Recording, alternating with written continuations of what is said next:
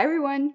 So today we're going to be doing a bit of a Calathea catch-up because it's been a while since we've looked at a lot of my Calathea, and this is now going to be the first really cold week here, so I kind of want to make sure you guys get to see how everybody's looking here at the end of what's the traditional growing season. And then I think what we're going to do is we're going to do another Calathea catch-up video probably at the end of February, so you guys can see how well everybody fared through the winter super cold months. But first, just a quick reminder that even though everybody still refers to them as Calathea, technically they have been reclassified into the genus Goeppertia, and some of you have been asking me exactly why that was done, and I have information for you on that, and we're going to address that at the end of this video. But let's go ahead and start taking a look at some of these plants. Some of them have grown a lot over the spring and summer and since the last time you saw them. But the first plant I want to take a look at today is actually my Calathea White Fusion, and I am not bringing her out today because she has had a little bit of a flare-up of spider mites. But as you can see, she is still looking gorgeous regardless of that,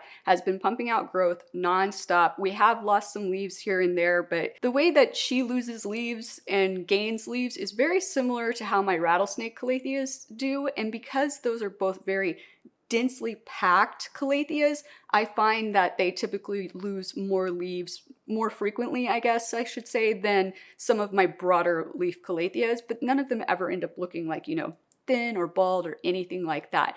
Now, I do want to let you guys know that I've kind of changed up my pest control process with that White Fusion Calathea, and you guys, I have to tell you, it cracks me up because really, she's not in isolation. She is on a plant stand, and as you can see, she is on the other side of the tub from the ledge above the tub in the window where I have my prayer plants. Now, normally I would say that is definitely not quarantined away enough for a plant that has spider mites, because spider mites can crawl and go seek out other plants. But honestly, you guys, knock on my wooden floors, I have never had a problem with spider mites on any other plants in my bathroom. And I think it's because they just love that White Fusion so freaking much that they have no interest in going anywhere else. But regardless, if you own a White Fusion Calathea, you're aware. If you don't, be aware. Spider mite magnets. So usually I treat my plants once a month preventatively if there's no pests on them, just to keep the pests at bay. When I have outbreaks, I treat them once a week, every week for at least 3 weeks. Usually I do it for about 4 weeks until I see that the pests are kind of gone, and then I go back to once a month. I've stopped doing that with my White Fusion Calathea because once a month, it was too big of a window to let the bugs try to get back in. So if there's not an active outbreak that I can see on my White Fusion, what I'm doing now is I'm treating her once every 2 weeks, and that seems to have been helping. So if you are really struggling with spider mites on your White Fusion Calathea, I would recommend maybe trying to go that route. But the next plant I want to take a look at is actually my Calathea makoyana, also known as the Peacock Plant, and look how beautiful she is looking. We have definitely been putting out a lot of new growth, especially in like the last month. We have started, sorry you guys, she's kind of heavy in her cover pot. Let me take her out of there. But we've finally gotten these bigger leaves coming in, which is super exciting because she had just always been putting out kind of these smaller leaves, which were about the size they were when I originally got her. So I'm super happy to be seeing these bigger leaves coming in. And for those of you who may own a more mature version of this plant, you will know that they can get quite tall, and the leaf stems can get quite tall, kind of like what's happening on my Ctenanthe setosa back here versus staying, you know, low and compact like this. And now that we are getting these bigger leaves, you can see they're starting to get a little bit taller than everything else. So I think we're moving into, I don't know, I guess we would call it our teenage phase of life, but definitely looking fabulous. Now, last year, this plant fared pretty well through the fall and winter. We didn't really get a lot of crispy leaves. We didn't really lose a lot of leaves. And so I'm hoping it's going to be the same situation this year. She is still living in the same place in the east-facing window in my bedroom. So I have no reason to think that anything different would occur this year. But once again, we will do another catch-up at the end of February, and you'll be able to find out for sure. But let me put her back down, and we will move on to, let's see, who do we want to look at next? I think we'll move on to my largest Rattlesnake Calathea that actually lives in that east-facing window with the plant we just looked at. And he is way over there, so give me a second to grab it. Okay, so I went ahead and took him out of his cover pot because he was pretty heavy in there. But as you can see, we have gotten pretty big here. We are definitely super full and lush looking. We have lost some leaves, like I said, I think with like the tighter more bushy Calathea, I find, and the like thinner, not thinner, but more lance-shaped leaf ones, I find that I lose more leaves over time, but they put out so many new leaves so rapidly that they still just always look super full and super lush. Now I will say that I think I might need to repot this guy again here soon, and I did repot this plant back in, I think, late spring or early summer, but I only went up like literally one pot size. And normally when I say go up one pot size, you guys, or anybody who says that, we're saying like go from a 4-inch to a 6-inch pot. But this case, I think I went from a 4-inch to, I believe this is like a 5-inch pot. And so there wasn't, you know, as much room for this plant to expand. And I'm finding that I'm having to water it more and more frequently right now because I think it's just kind of overgrown the pot. So we'll see though. I'd like to hold off on repotting it again until the spring, just because we are moving into the cold months now and I don't want to have any kind of extra like shock or anything going on to the plant. But if I do start to see any kind of decline in the plant that I think might be related to the fact that it needs to be repotted, I will go ahead and repot it regardless of what time of year it is. But all in all, we have just grown nonstop. We're still putting out new leaves in here. Once again, last year, I did not really have a big problem with my Rattlesnake Calatheas in general, because I do own 3 of them. We're going to look at the next 2 here next. But really, I didn't have a problem with like crisping leaves or anything like that. They all fared pretty well. And I will say 2 of them are living in that east-facing window in my bedroom, but 1 of them is not. So let's go ahead and take a look at that one next. But one more time, real quick, look how beautiful. So cute. Let me put this guy back aside. Okay, so we're gonna take a look at this one that's been in my office next. And I actually brought everybody out in their cover pots, you guys, because I was like, oh, they're gonna look cuter in their cover pots, but they're heavy to hold up. So I'm taking them out of their cover pots to show them to you. But this is the one that's been living in my office. And this one is just kind of cracking me up because I have not been rotating this plant like I should. So this sits on my desk in my office, at least during the summer. Most of the fall and winter too, but during the fall and winter, I try to move it directly in front of the window for at least part of the day so it's getting more light.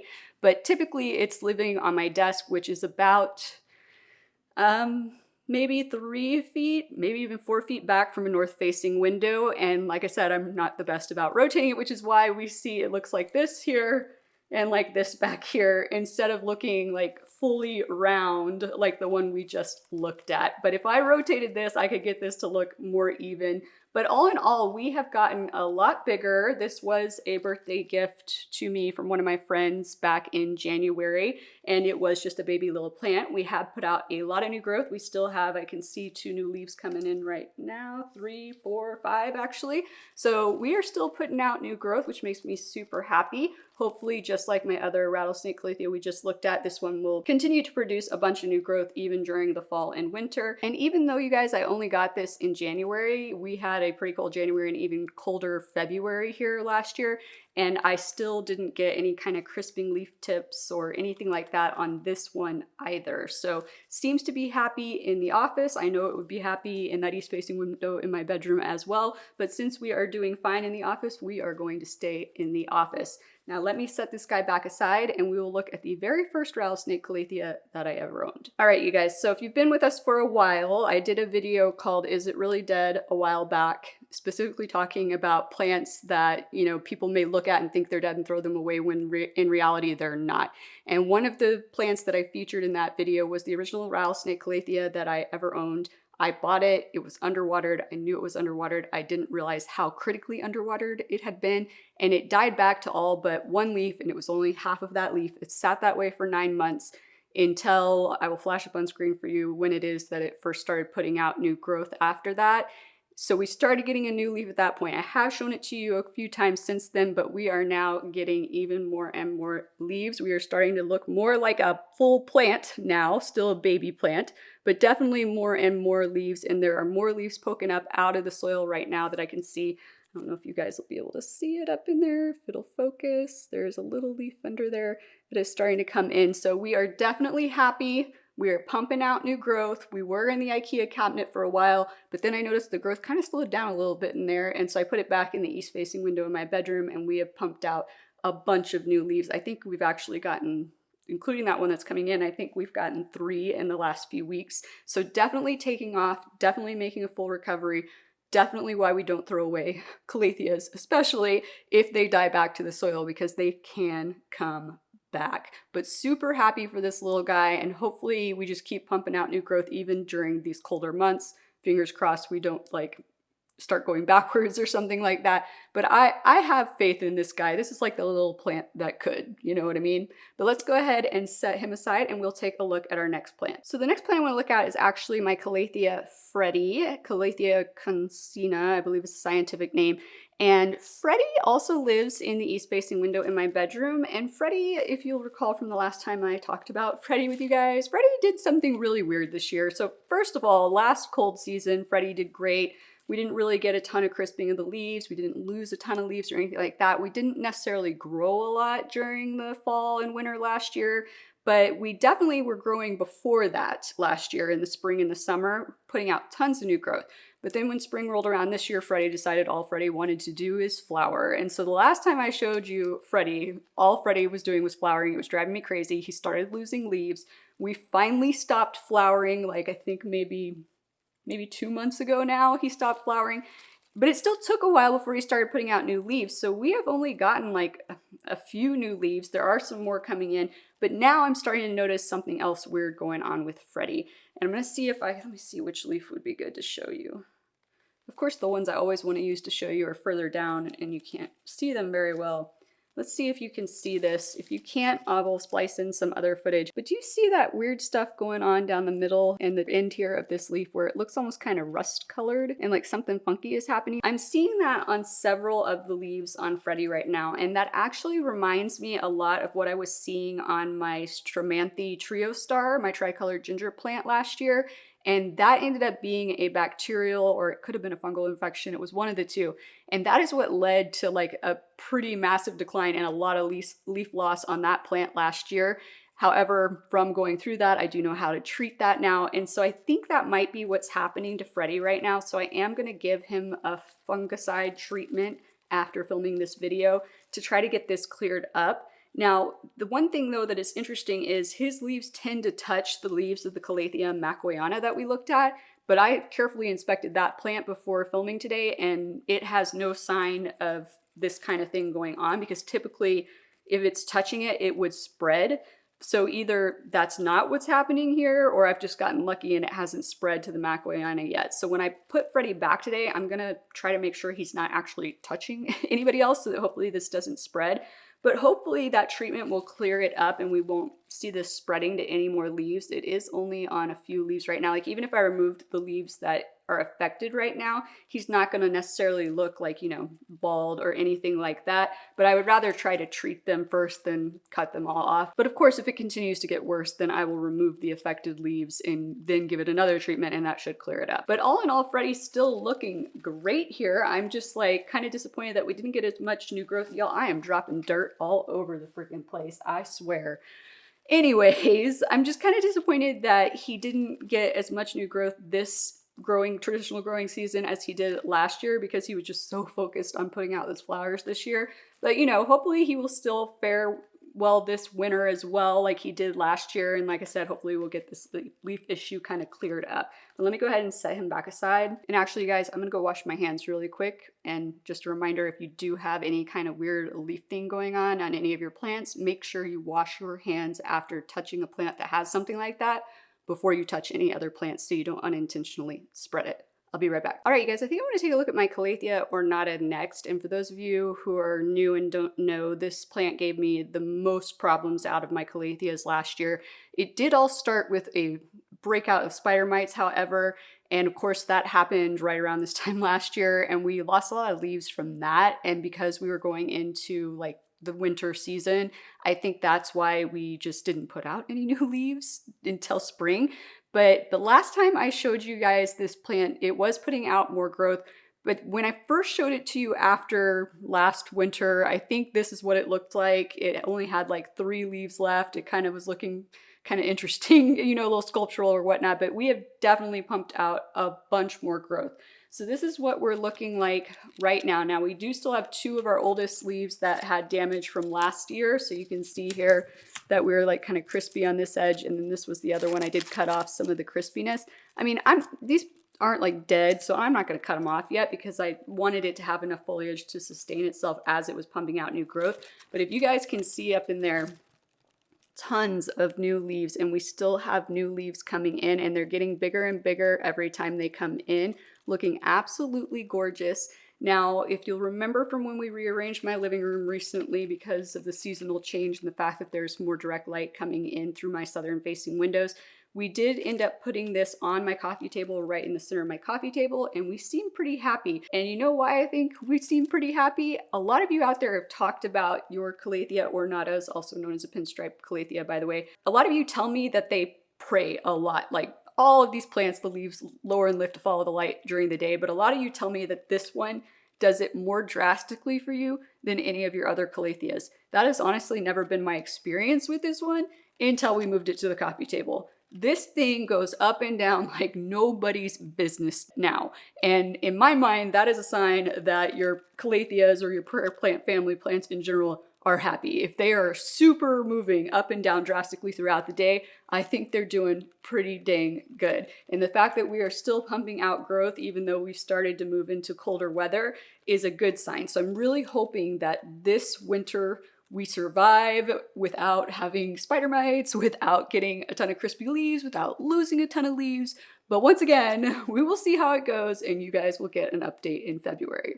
But let's take a look at our next plant, and I think we're gonna look at my Calathea orbifolia next. So let me go grab that big guy. Okay, guys, so hopefully we're gonna be able to see everything going on here because this plant has gotten pretty darn big. I'm gonna have to lean back here. So as you can see, we have definitely gotten larger. I'm pretty sure since even the last time you saw this plant, but definitely since this time last year, we have gotten bigger, we have gotten wider, and we are still living in the center of the table in my kitchen. And no, I still haven't found chairs I like for that table. So it is still just a glorified plant stand for the orbifolia. But absolutely loving this plant. We did lose back in spring, summer, and then just recently we lost some older leaves. Just regular leaf loss, nothing caused it. But something interesting for you guys to know about this plant, it actually did not put out hardly any growth. I think maybe we got one leaf during like the spring and the summer. And the reason for that, I think, is that is a southeast facing window by my kitchen table. And so during the summer, direct light isn't coming in there very frequently. We get like a little bit of direct light coming in at the start of the day, and then it was just all indirect light, and it is slightly off to the side from that window. Now that we are in the time of year where sun is coming direct into those windows for a large part of the day, this plant is getting way more light in the position that it's in than it does in the spring and summer. So I've started to see a pickup in new growth just in the last month of this plant. We have put out, well, this leaf right here is the newest one. I'm sure you guys can see it's a little bit lighter than the others. Look how big and beautiful that new leaf is. We have been putting out a bunch of new leaves. We did sacrifice, like I said, as we're getting these new leaves, a few of the older leaves recently. I think I've cut 2 off yesterday, I believe it was. But once again, we're putting out a bunch of new growth for every leaf that we lose. And so it's just kind of interesting because normally you wouldn't see an uptick in growth for most of your Calathea at this point in the year. But because it's getting more light in the location it lives in this time of year, that's why I'm starting to see an uptick in growth now for this one. So things like that can happen. Depending on where you have your plants positioned, you may find that some start to grow more in the fall than they actually do in the spring, just because of how the light is coming in through the various windows in your house. But last fall, winter, once we kind of got into the really, really cold months, so I'm not even talking about right now, probably like in January is when I saw a slowdown in growth in this plant. It didn't stop growing completely, but we weren't putting out nearly as many new leaves, like for example, as we are right now. We got a few crispy leaf tips. You can even see some of them left over from last year right there. If it'll focus, is it gonna focus? There it goes. Just a few little crispy leaf tips, nothing too big, nothing that was, you know, like making it look horrible or anything like that. And so I'm kind of anticipating that that's probably exactly what's going to happen this year as well, especially since it's still living in the same location. And just a reminder, you guys, in my experience, and I know some of you out there have also commented on this, a lot of plants you can move around in your house throughout the year, or just if you want to change up your plant styling in your house, you know, periodically, and they're fine with it. Calatheas, not so much. Most Calatheas do not like to be relocated. Most prayer plant family plants in general don't like to be relocated. I do find the Marantas seem to be a little bit less fussy about it than some other plants. But yeah, I mean, for example, when we moved the Pinstripe Calathea to the coffee table, I had mentioned to you guys that really the amount of light it was getting on the coffee table was the same as the light it was getting before that.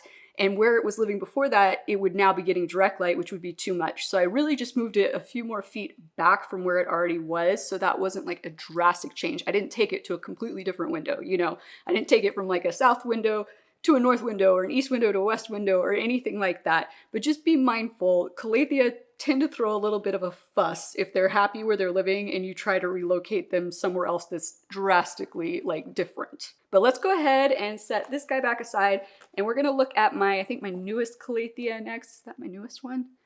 Yeah, it's my newest one. So let me go grab my Calathea warscewiczii, I think that's how you pronounce it, warscewiczii. This one, you know which one I'm talking about. Let me go grab that one. All right, so I've got our newest Calathea here. I love this plant. Look how beautiful this plant is. Oh my gosh, look at those leaves. And I'm happy to report that, as you can see, we do not have any crispy leaf tips or anything like that. We are looking absolutely gorgeous. You can see we've got new leaves coming in.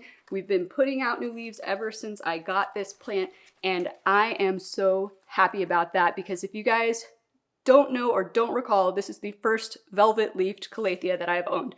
These leaves, oh, they feel so good. I really shouldn't be touching them like that. I do find that velvet leafed plants really don't appreciate the oils from your skin. So even though they are so soft, you're gonna wanna touch them all the time, maybe try to refrain from touching them. I'm sure that's one of those things that, you know, we do that our plants hate that we do.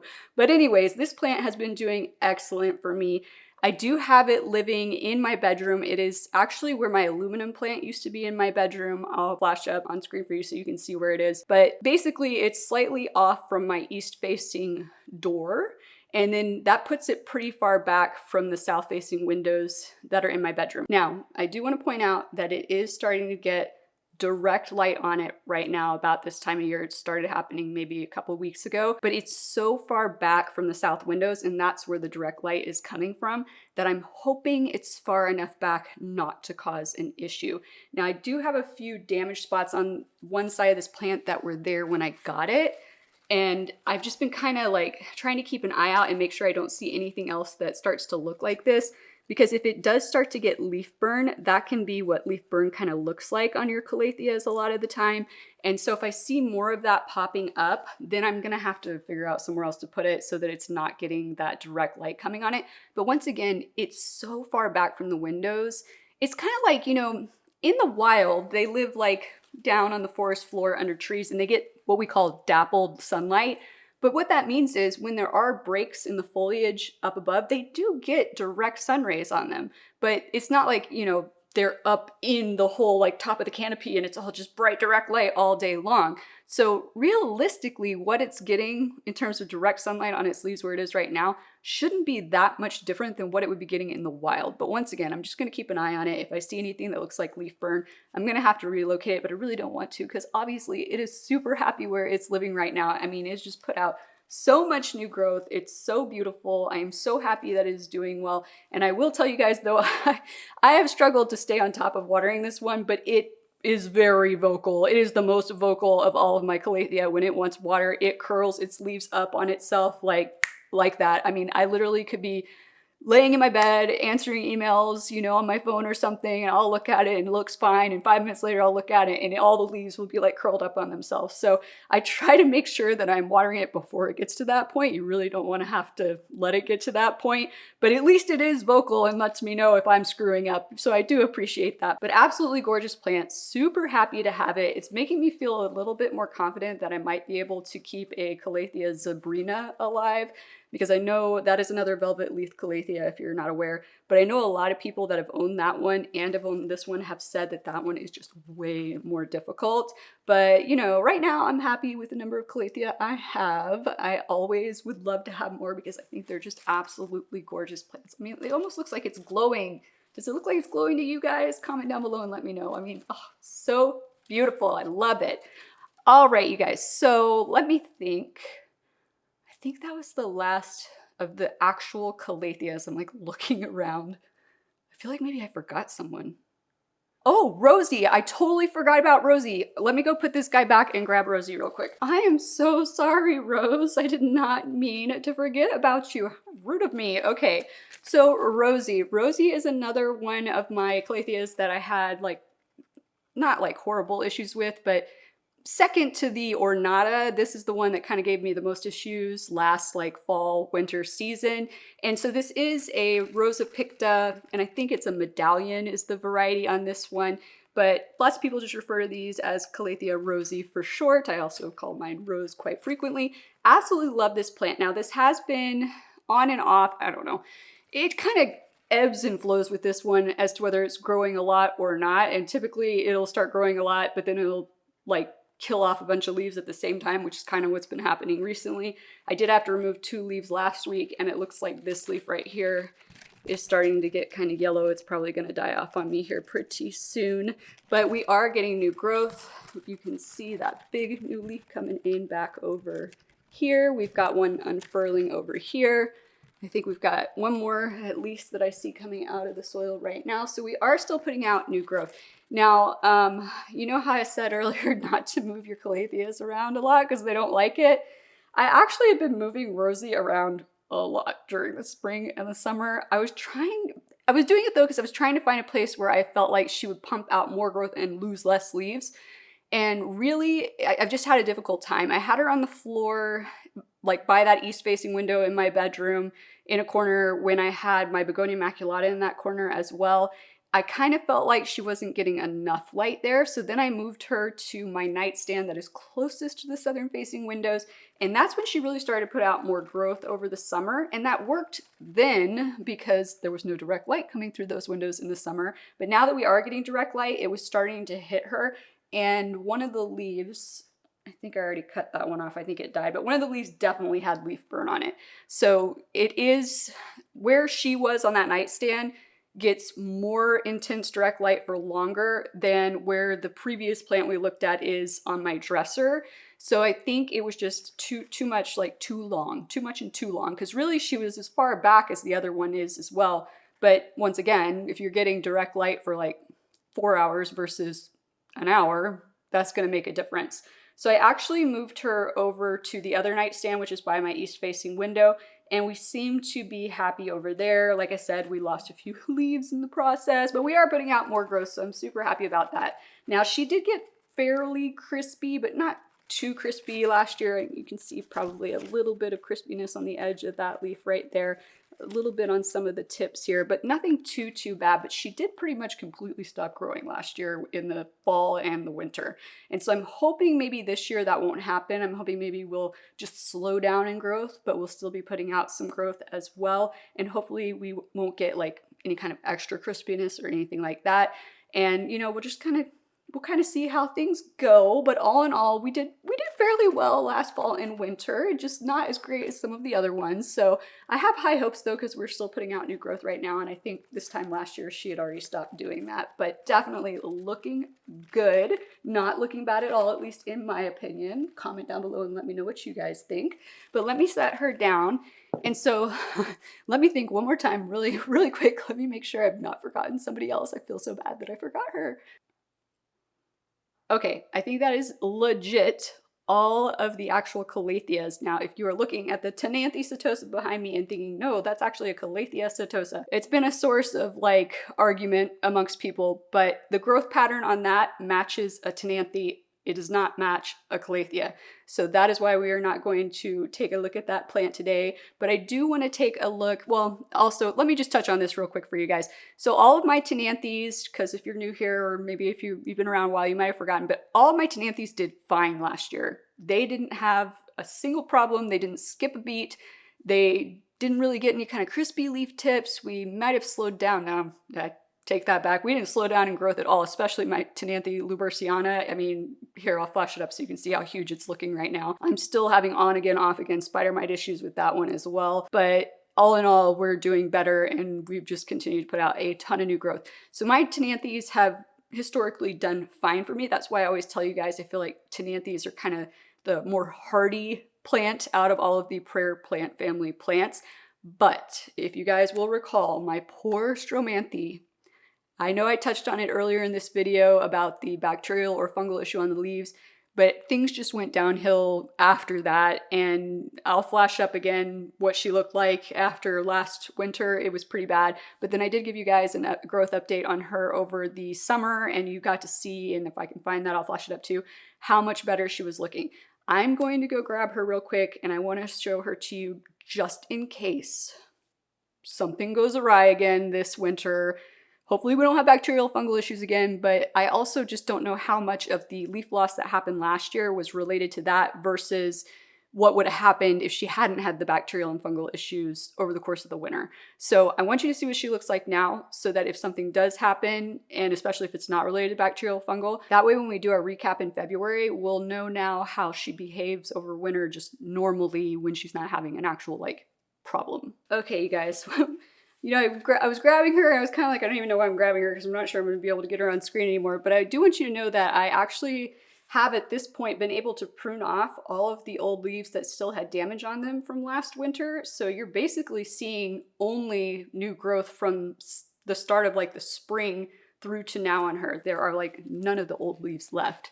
And look how beautiful she is looking. I can't even see the camera viewfinder to know if you can see her entirely or not right now, but like hopefully you can. I mean, she is big, she is beautiful, she is lush, she is heavy, but look at her, absolutely stunning all the way around, because if you recall at the end of last year she was completely bald on the back side, which let me see if I can figure out where that side was. This was the back side. So she was completely bald on this side at the end of last winter, and not so much anymore. I mean, guys, she's huge. She is huge. Look at her, like, how beautiful is she? And this is the thing that I love about prayer plant family plants in general. They bounce back, you guys. I know a lot of people out there struggle with like leaf loss and, you know, crispy leaves, and then it dies back to the soil and you guys think it's dead. They come back. I promise you, they will come back. If you actually watch my recent video on like tubers and rhizomes and bulbs and corms, you'll know that these plants have tubers. They have energy stores all throughout that soil. And that allows them to have energy stores in order to be able to push out new growth if for some reason they do happen to die back all the way to the surface of the soil. So I'm telling you guys, do not throw them away if they do that. Just kind of still wait to water them again until they've kind of, you know, dried out a little, but not like all of the way, and just wait. You saw what happened with the little baby Rattlesnake Calathea. That can happen with any of your prayer plant family plants, but I'm really hoping that we stay looking this big and beautiful this fall and winter. And even if we stop putting out new leaves, which by the way, we did not actually stop putting out leaves last year. We just lost leaves at a quicker rate than we were putting them out. But hopefully we continue to put more growth out. We still are putting out some right now. And I mean, I can't wait to show you guys what this plant is gonna look like this time next year, or even in February, assuming we don't have something, you know, fingers crossed, nothing goes wrong this year. But this plant is back living in the north-facing window in my dining room. That is where I originally had this plant. And just a reminder, things went awry when I moved it to a different location, and that was in my bedroom, and that's when we started having issues. So once again, try not to move them if you don't have to. They seem to, you know, they find where they're happy, and then they seem to stay happy as long as you let them stay where they are. But super impressed with her, so happy. And I'm happy about all of these plants. I think they all look absolutely gorgeous. So before I forget, you guys, like I said at the beginning of this video, I do want to let you guys know why all these plants we looked at today, as well as other Calathea, have been reclassified into the genus Goeppertia. So there's a couple of background things you need to know. First of all, Goeppertia used to have completely different plants in it, but way back when, it was determined that those plants that were originally in that genus really had more in common with plants in other genera or genuses, however you want to say it. And so the plants that were in Goeppertia way back when were moved out. Then for all intents and purposes, Goeppertia was retired, I guess you could say, as a genus. So it wasn't being used at all. Now, before this reclassification of the Calatheas, or some of the Calatheas, because not all Calatheas got moved into Goeppertia, but before that reclassification happened, the Calathea clade is what it's called. And I'm not going to go into the whole, you know, kingdom, phylum, everything down into the nitty gritty, but the clade Calathea, which is where all the Calatheas were living, was actually divided into two parts. You had clade 1 and clade 2. So the plants that were moved out of there and into Goeppertia was everything in clade 2, I believe. Everything in clade 1 has remained in the actual genus Calathea. And the reason those were removed was because back in 2012, some genetic testing was done on all the plants in the Calathea clade. At least my understanding is it was at least the majority of the plants in the Calathea clade. And that genetic testing, the results of that testing showed that the plants in clade 2 had more in common with a very different, like, ancestral plant, I guess it were. I'm not really sure how all of the plant genetics work in terms of you were once related to this plant way back when and all of that, but basically it was determined that those plants had more in common with some other gene down the line than the ones in Calathea clade 1. And apparently it was determined that it was so different enough from what defined the Calathea clades as Calatheas that the decision was made to move Calathea clade 2 out of the genus Calathea. And so basically what they did is they resurrected the genus Goeppertia and put them all into there. Now I'm not 100% certain if it was just like Goeppertia was available and that's why they resurrected it to use it, or if what Goeppertia was originally defined as really fit what they now know about the clade 2 Calatheas, or Calathea clade 2s, I should say. That I couldn't really get a solid understanding on, and a lot of this was very scientific that I was reading, but that's the basic explanation, and I do hope I kept it simple enough for you guys as to why some of the Calatheas moved into Goeppertia and not all of the Calatheas moved into Goeppertia. But hopefully you guys have enjoyed this little Calathea catch-up session today. If so, be sure to click that like and or subscribe button down below, and if you need help knowing how to take care of your Calatheas, if you're looking at these thinking, how does she do it? I do have a Calathea care guide video that you can check out next, right here. I also have this video on which Calathea I personally find to be the easiest versus the hardest, which might also be helpful to you to check out next. But thank you so much for joining me today, you guys, and I look forward to seeing you again next time. Aloha!